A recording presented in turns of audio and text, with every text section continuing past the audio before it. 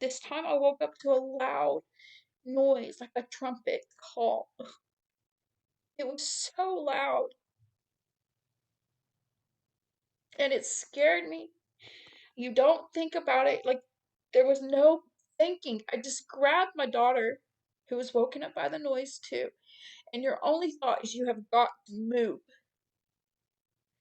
Okay, I put her on my back because at 6 years old, I'm a petite young girl. Okay, 6 years old, I can't carry her, can't tote her. I put her on my back, and she's choking me from the fear. She's choking me out with her arms. Okay, and I reached the hallway. Now, this noise is not only loud, it's forceful. Like it's pushing me down. There's spiritual symbolism in this, okay? And I'm holding the wall and I'm trying to get through. The only thing I'm trying to do is get out of the house. And everything is in place. I do not know that I am still asleep. I'm approaching the end of the hallway. I can see the couch. Okay, the hallway goes like this. Okay, I'm coming out of my bedroom and I go down the hallway like this. And the couch is right there. And the front door is this way.